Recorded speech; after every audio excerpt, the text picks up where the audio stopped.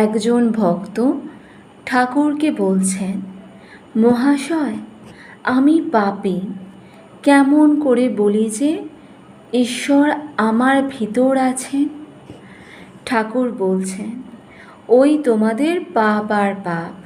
আমি তার নাম করছি, ঈশ্বর কি রাম কি হরি বলেছি, আমার আবার পাপ?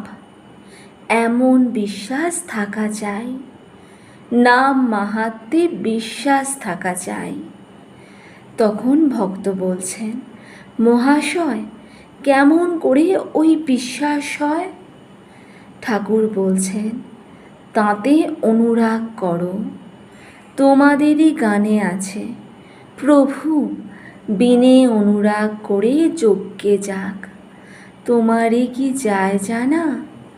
যাতে এইরূপ অনুরাগ, এইরূপ ঈশ্বরে ভালোবাসা হয়, তার জন্য ঈশ্বরের কাছে গোপনে ব্যাকুল হয়ে প্রার্থনা করো আর কাঁদো।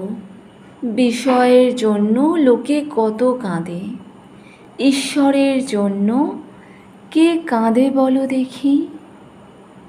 একজন ভক্ত ঠাকুরকে জিজ্ঞাসা করছেন, বিষয় রস শুকাবার এখন উপায় কি?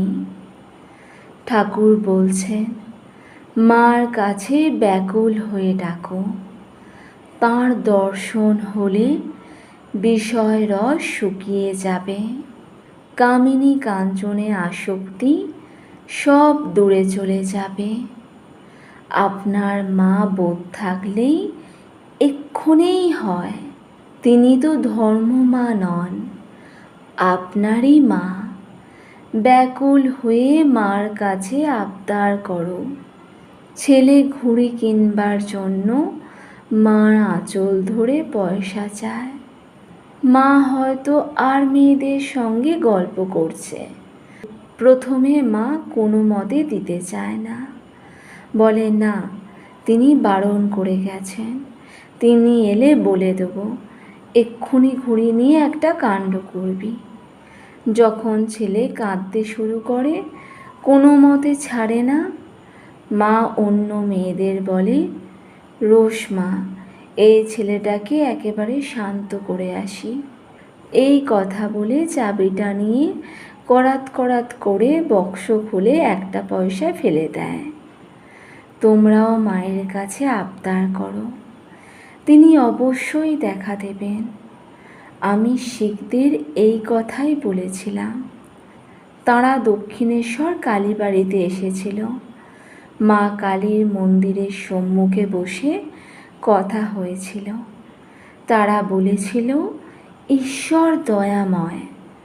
আমি জিজ্ঞাসা করলাম, কিসে দয়াময়? তারা বলল, কেন মহারাজ, তিনি সর্বদা আমাদের দেখছেন, আমাদের ধর্ম অর্থ সব দিচ্ছেন, আহার যোগাচ্ছেন। আমি বললুম, যদি কারো ছেলেপুলে হয়, তাদের খাওয়ার ভার বাপে নেবে না তো কি বামুনপাড়ার লোক এসে নেবে? ভক্ত বলছেন, মহাশয়, তিনি কি দয়াময় নন? ঠাকুর বলছেন, তা কেন গো? ও একটা বললুম, তিনি যে বড় আপনার লোক, তাঁর ওপর আমাদের জোর চলে।